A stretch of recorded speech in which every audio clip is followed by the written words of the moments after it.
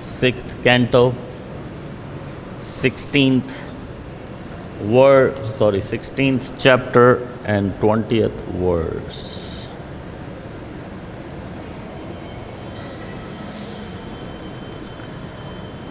Atmanandanubhutyeva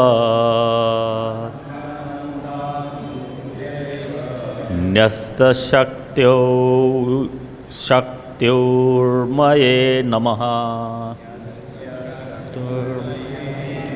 Rishikeshaya Mahate Namaste Anantamurtaye Atmanandanubhutveva Nyasta Shaktya Parmaye Namaha Rishikeshaya Mahate Namaste Anantamurtaye Atmananda of your personal bliss Anubhutya by perception Eva, certainly. Nyasta, given up. Shakti, urmaye, the waves of material nature. Namah, respectful obeisances. Rishikeshaya, unto the supreme controller of the senses. Mahate, unto the supreme. Namaha, respectful obeisances. Te, unto you. Ananta, unlimited. Murtaye, whose expansion.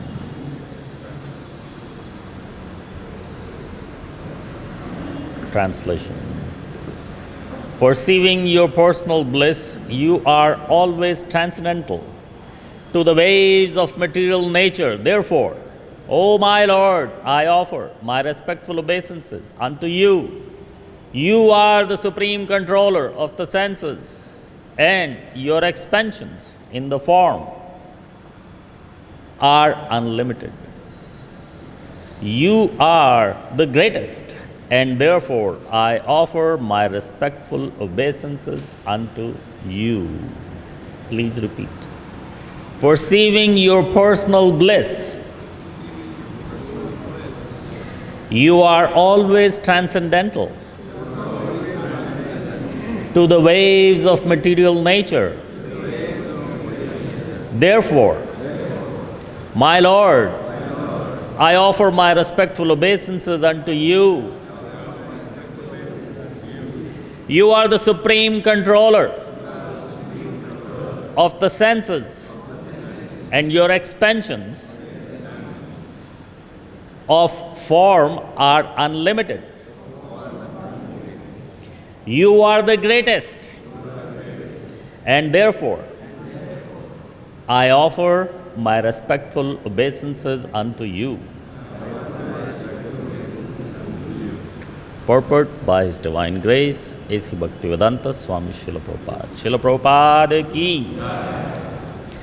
This verse analytically differentiates the living entity from the Supreme Lord.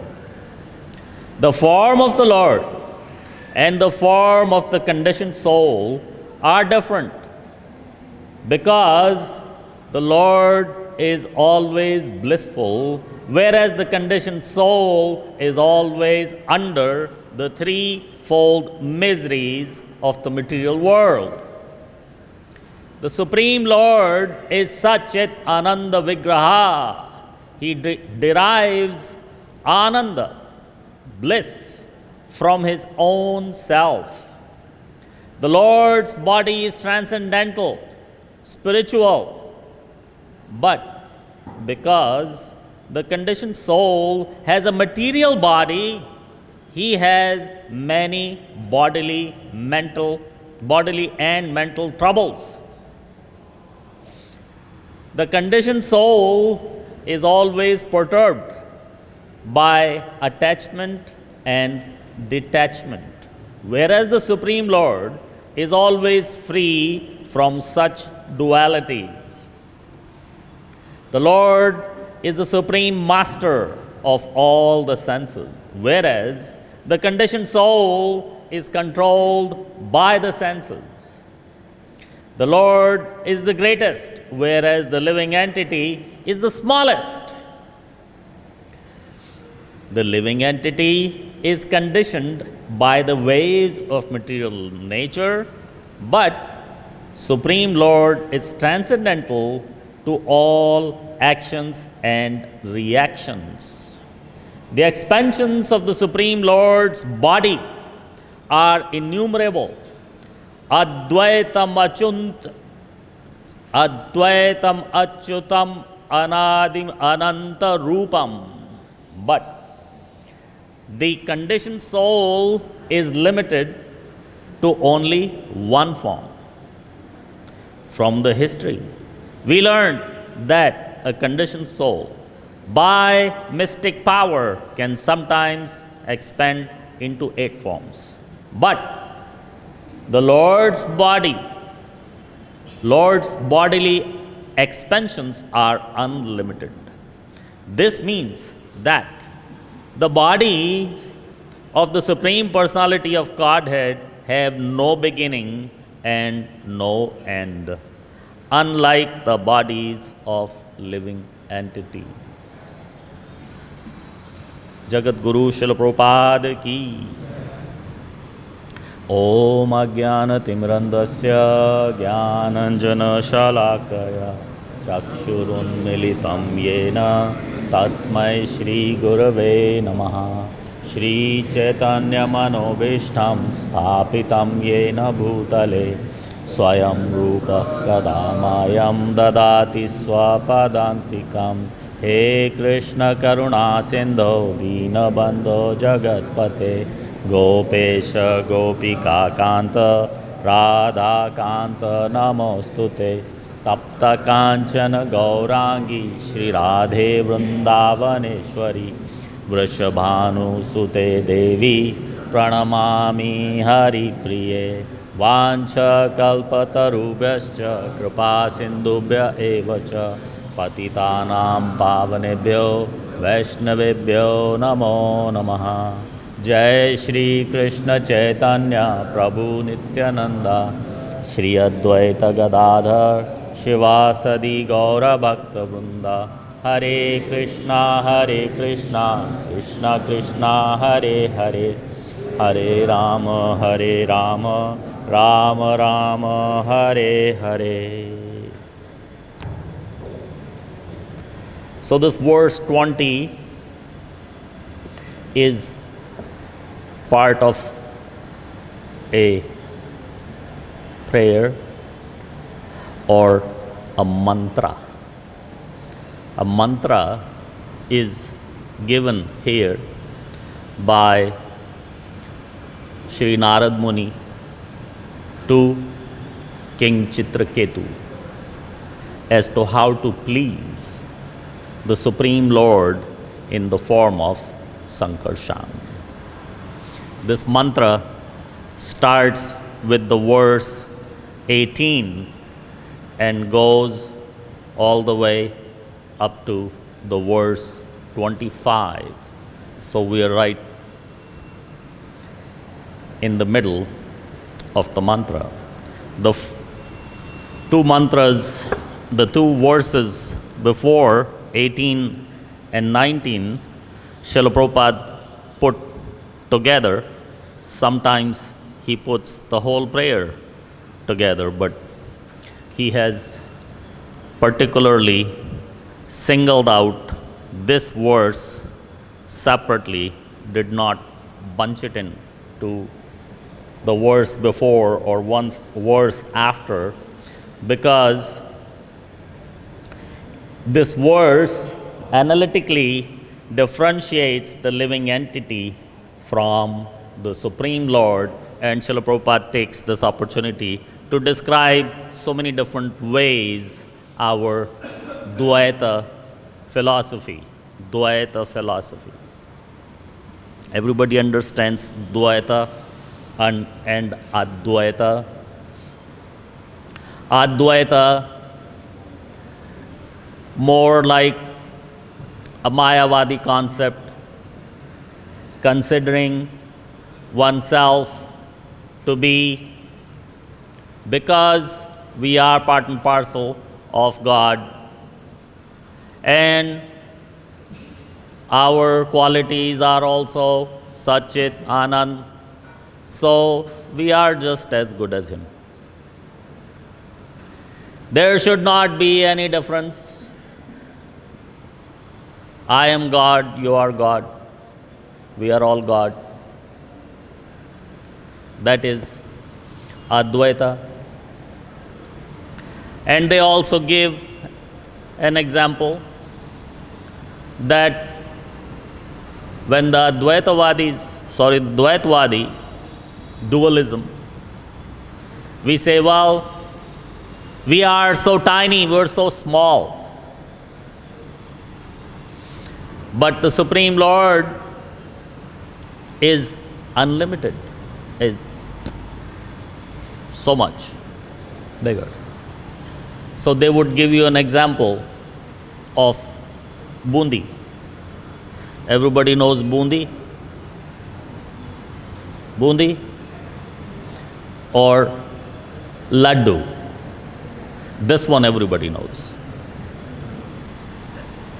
It takes maybe 3 days of coming into Krishna consciousness before everybody knows what a laddu is. So bundi, if you have so many pieces of bundi and you put it together, press it together like that, does that remain bundi? Does anybody call it bundi anymore once it's pressed and made into a ball? It is not a bundi anymore. Nobody would call it bundi. What is it called? It becomes a laddu now. It's the same thing. Nothing changed, just the shape. It became a laddu. So, in the Mayavadi philosophy, there's so many different Mayavadi schools. One of the Mayavadi philosophy, you take so many of us, maybe as many as are here in the temple hall right now, and bunch us up together and make a nice laddu out of us, and that would make God. So, God or us, no difference. Then there is Dvaita, dualism, which understands that there is two. There is me, the living entity, and there is the Supreme Lord. Two distinctively different entities, the living entity and the Supreme entity. And it is based on understanding that yes, so many of us put together can make a laddu, but that laddu is not the Supreme Lord. The Supreme Lord is much bigger, vaster, greater and unlimited on top of all that. Unlimited. And okay, we have the same qualities. We are also Satchit Ananda as the Supreme. But at the same time, quantitatively, we are so minute that I could take this glass of water here and say, I am holding the Pacific Ocean. How many of these glasses will make a Pacific Ocean? How much water, how many glasses of water do I have to spill to make the Pacific Ocean? Any count? And even if I did, the Pacific Ocean does not just contain water. It has so many other different things. So, in the first point, Srila Prabhupada is stating, Lord and the form of the conditioned soul are different because the Lord is always blissful, whereas the conditioned soul is always under threefold misery of the material world. Okay, the qualities are the same.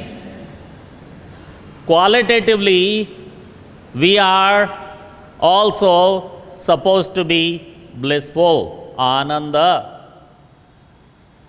How many are blissful? Anybody is completely blissful? Or how many feel blissful all the time, 24 hours a day? I am sure we have blissful moments. That's what Krishna consciousness is all about. But feeling blissful 24 hours a day, 7 days of the week, all the time, is what is blissful.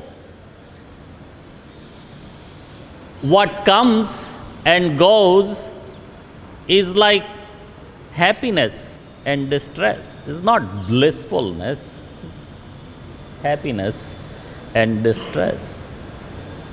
Matra sparsastu konteya shitoshno sukha dukkhata. Comes and goes. But the Supreme Lord is always blissful, 24 hours a day, and 7 days a week, anytime, past, present, future, always blissful. Anybody heard anything differently ever? Anybody heard a statement, the Supreme Lord was under distress, was feeling very perturbed? No. That doesn't happen.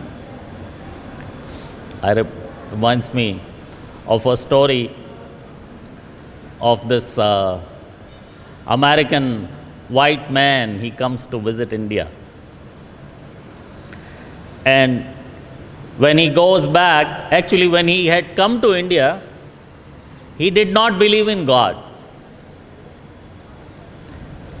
And when he went back to America, Shri Shri Gaur Nitai ki, Shri Shri Krishna Balaram ki, Shri Shri Radha Shyam Sundar Bhagwan ki, Nitai Gaur Premanand. So when he returned to America, he became a believer of God. And his friends asked him, what happened? Did you get converted in India? Did the Hare Krishnas deprogram you, brainwash you? What happened to you? He said, well, I was in India for about 4 weeks, and I found, and I witnessed, and I noticed everywhere, nobody is doing anything. Still, the whole place operates. There must be God. Actually, there is a similar story to that. That this person comes from America because he's heard of so many different gods. He's interested in God. And he has heard and found out about so many gods. He is not interested in so many gods. So I just want to find out about one God. Which God is the supreme? So I'm going to go to India, going to go to all these temples, and I'm going to check it out for myself. Which one is the Supreme Lord? So he goes and visits all kinds of temples, Kali temples, Devi temples, Ganesh temples, Hanuman temples, Lord Shiva, so many different temples, and comes back to the conclusion. Says, if there is a Supreme Lord, it can only be Krishna. And everybody was astonished. Krishna. He is the Supreme. How can you say that? I say, every temple of Krishna I went to, he was looking so blissful, smiling, standing on the altar, playing the flute, doing nothing. All the other gods are busy doing something. So it makes me understand that he is the one who gives orders to everybody and the others are executors. They are the part of the executive committee, and he is the Supreme who runs the whole show. So the Satchidananda concept, we have heard so many pastimes of so many other gods and demigods. One day or the other they fall into some kind of calamity, distress. But the Supreme Lord never does. So there's a differentiation between the Supreme and other Jivatmas. They are not the same. Further, Srila Prabhupada says,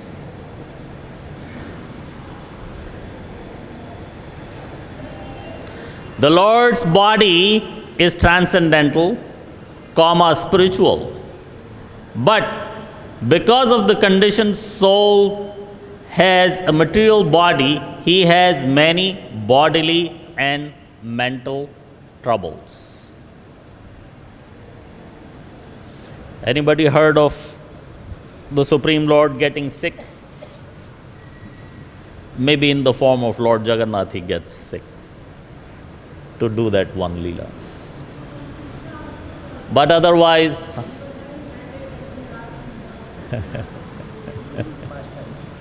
yes, that he was trying to make a point to see what kind of devotees or what kind of transcendentalists are the most surrendered. Is it the Jnanis? Is it the Yogis? Or the Bhaktas? But the Supreme Lord does not get. There was a nice painting somebody made of the last moment of this of Krishna. He is in the Prabhas Kshetra. There was a tree. He is laying under the tree, kind of 80% laid down on the ground and 20% risen up from his head. And an arrow has come and pierced his foot.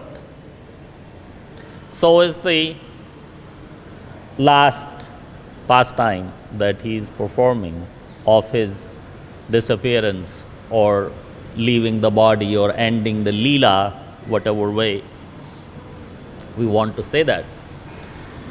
And he is supposed to be how old? Physically, bodily, he is supposed to be 125 years old. And what does he look like at 125? Still looks the same as he looks at 15, 16 or 21. Does not change. He doesn't get wrinkles, the hair getting gray, and not being able to walk properly, and so on. Doesn't get any of that. Whereas the living entities, even up to including Brahma, there is the aging process. All the Devi Devatas, they're getting older and they're getting closer to death all the time.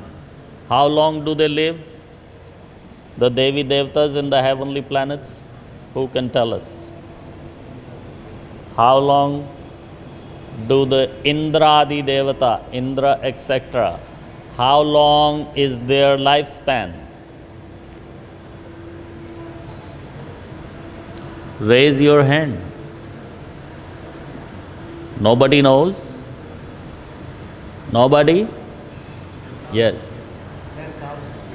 10,000 years? Well, that's better than the answer of the devotees who are laughing because they never gave an answer. The Devatas live for one manvantar. One manvantar. And what is a manvantar? Manvantar is 71 yoga chakras. 71 yoga chakras make one manvantar. So, one manvantar ends, the next manvantar begins. When the manvantar ends, the manu changes. The next manvantar will be the manvantar of the new manu. And that's how that manvantar will be known, by that manu's name. So one yoga chakra consists of 4 yugas: Kal Yuga, Dwapar, Treta, Satyug. And Kal Yuga is 432,000 years. Dwapar is 864. And Treta 1296. And Satyug is 1728. So altogether it makes 43 lakhs 20,000 years of one yoga chakras. At the end of the yoga chakra, there is a partial destruction. And then the new yoga chakra begins. None of us will survive that change of yoga chakra. The Devatas, they survive it. And they survive it the whole 71 times. But after the 71 time, they are dead also. New Manvantar begins. Brahma begins the new Manvantar. And Brahma assigns a new Manu to that Manvantar. And in the new Manvantar, all the new Devi Devatas are born again. This is information given in so many places in the Shastra, but Brahad Bhagavatamrita, it is given in the way that I am explaining. In the Brahad Bhagavatamrita, when Narad Muni goes to Lord Indra and saying that I have been told that you are the greatest devotee on the face of this earth. I want to honor you and welcome you and crown you to be the best devotee of the Lord. Indra says, no, no, no. Me, I am nothing. 14 Indras like myself change in one day of Brahma. How can you even compare me? 14 Indras like me come through one day of Brahma. One day.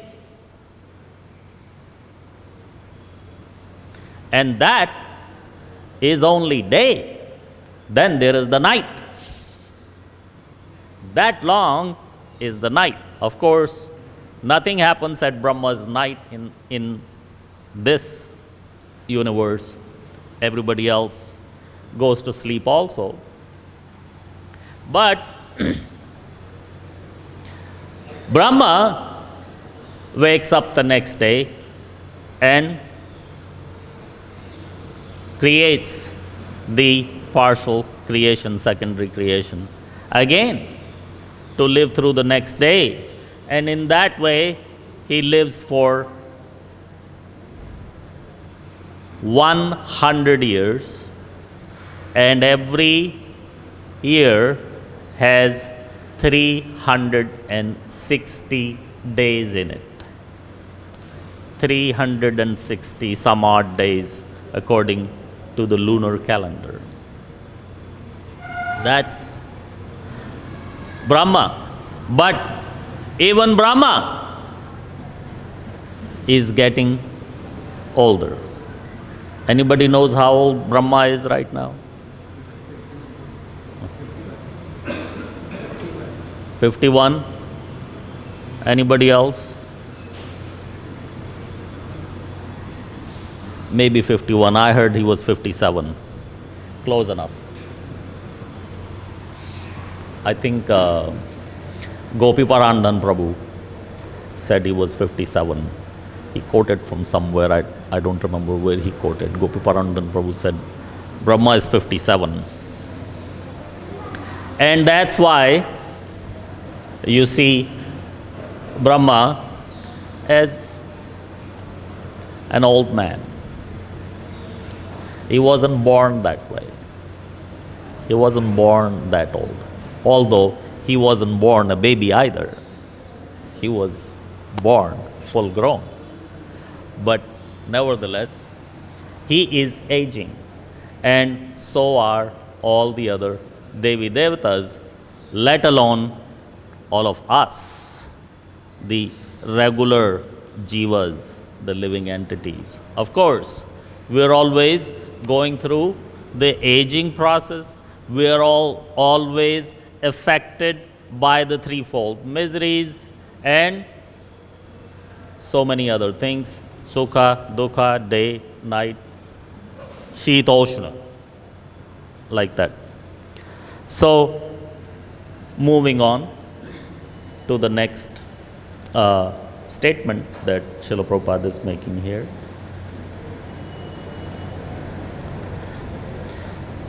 The conditioned soul is always perturbed by attachment and detachment, whereas the Supreme Lord is free from such dualities.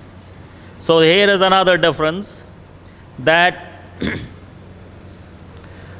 we are the living entities always perturbed by attachment and detachment. We get attached to something or someone that we come in contact with. And attachment can deepen.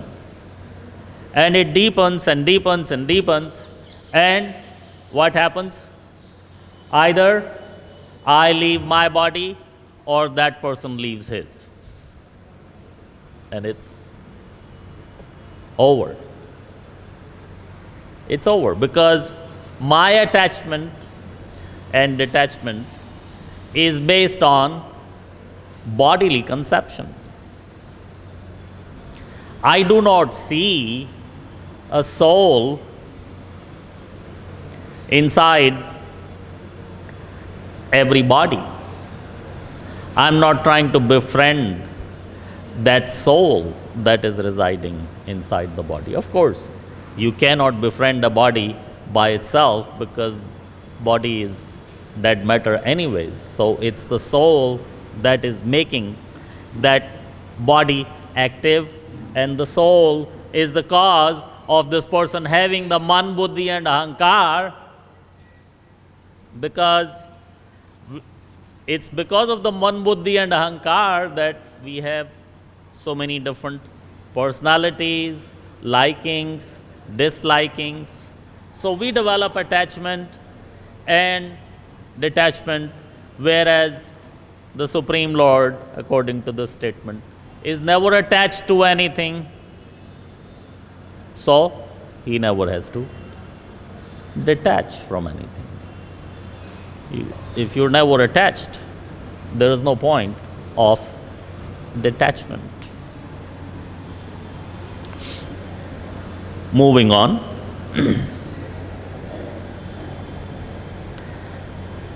The Lord is supreme master of all the senses, whereas the conditioned soul is controlled by the senses. Depending on our level, we are mostly or so much controlled by our senses, whereas the Lord is Rishikesha. He is the controller of the senses, and we are trying. The Lord is the greatest, whereas the living entity is the smallest. We already discussed that one. We're smallest, like this glass of water. And He is great in comparison with this, to compare this with the Pacific Ocean. Reminds me of a pastime with Srila Prabhupada that Tamal Krishna Goswami gave so many years ago. This happened in Los Angeles. Tamal Krishna Goswami at that time was the temple commander, and he went to see Srila Prabhupada. And those of you who would know his personality, he was a very, very open, frank kind of a person. Whatever came to his mind, he would just say it out loud.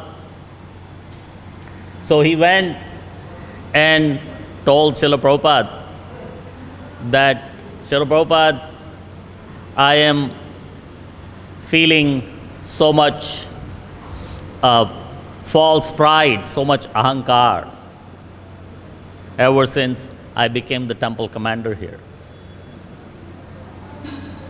So Srila Prabhupada said, okay, sit down.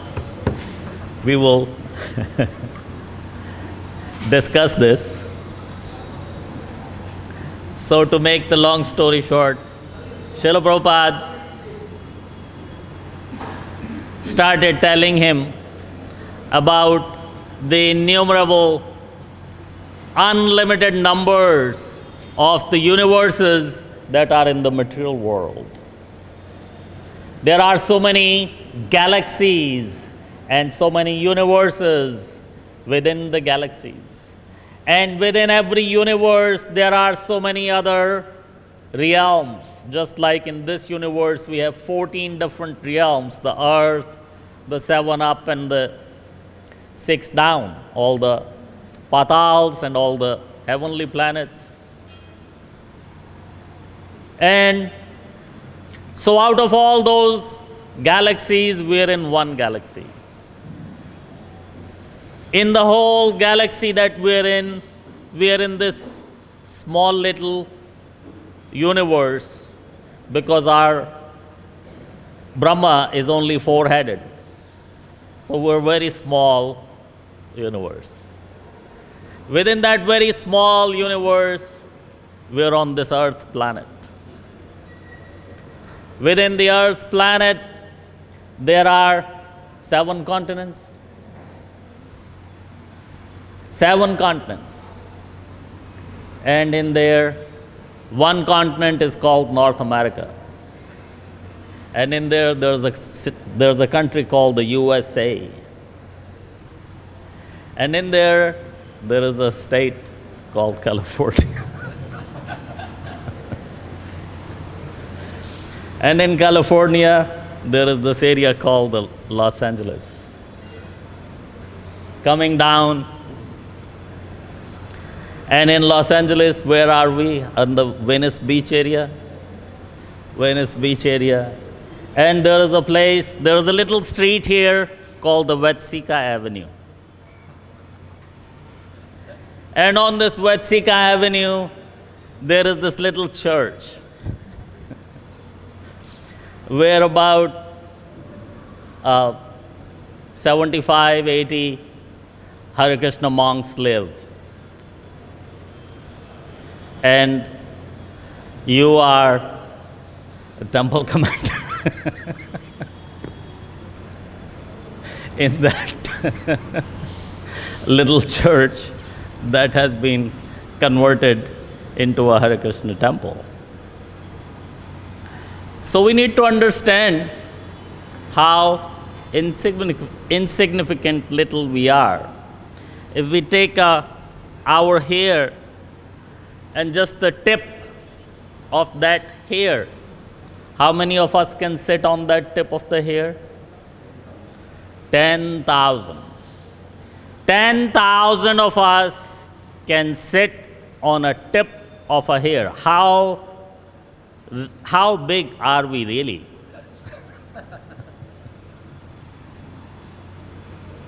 How big should we think that we are? On one tip of the hair, 10,000 of us can sit. We are very, very tiny. That is the point. The Lord is the greatest, whereas the living entity is the smallest. The living entity is conditioned by the waves of material nature, but the Supreme Lord is transcendental to the actions, to all actions and reactions. We have the karma process. We have to face the reaction of every action that we are committing. Does the Supreme Lord have to face any reaction to whatever he does?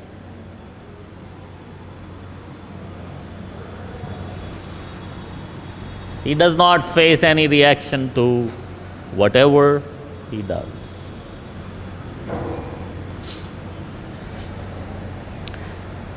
Moving on.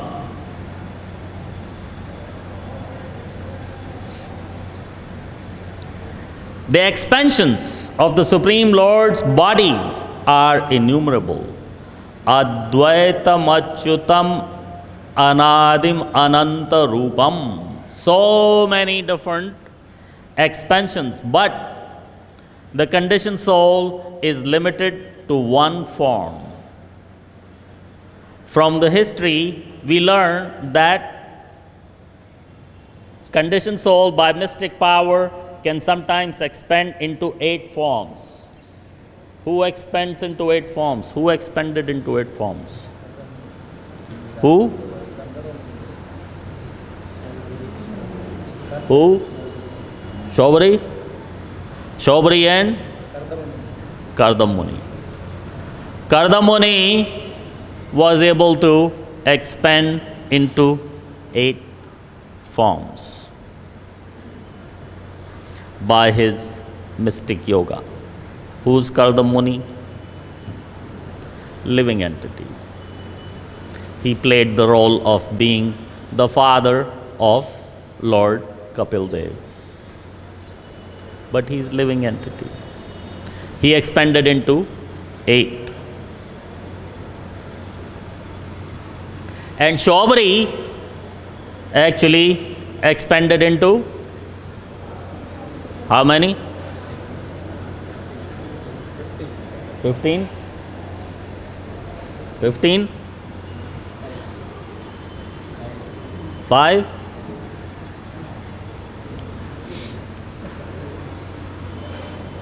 The Supreme Lord, there is no limit.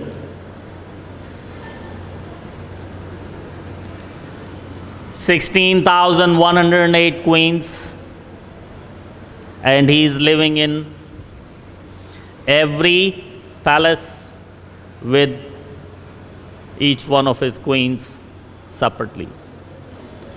In the Ras Leela, there's hundreds of thousands of gopis, and he expands into that many so that every gopi thinks Krishna is with me, and his potency does not change or decrease. So, in conclusion, Srila Prabhupada says, this means that the body of the Supreme Personality of Godhead have no beginning and no end, unlike the bodies of the living entities. This is a statement that the Mayavadis take to make their point. That if you have a body, then how can it be unlimited? If you are unlimited, that means you don't have a body.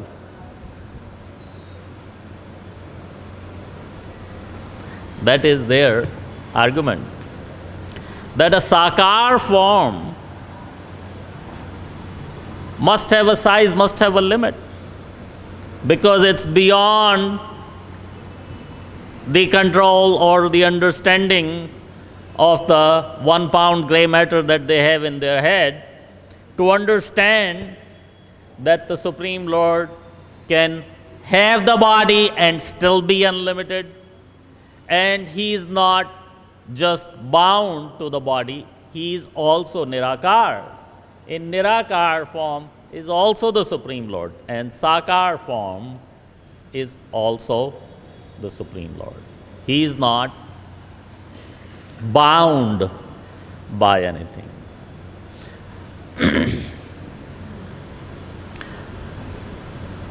Brahmeti, Paramatmeti, Bhagwaneti, all 3 forms of the Supreme Absolute Truth. He is not bound to one. All right? Thank you very much. Is there any question or comment?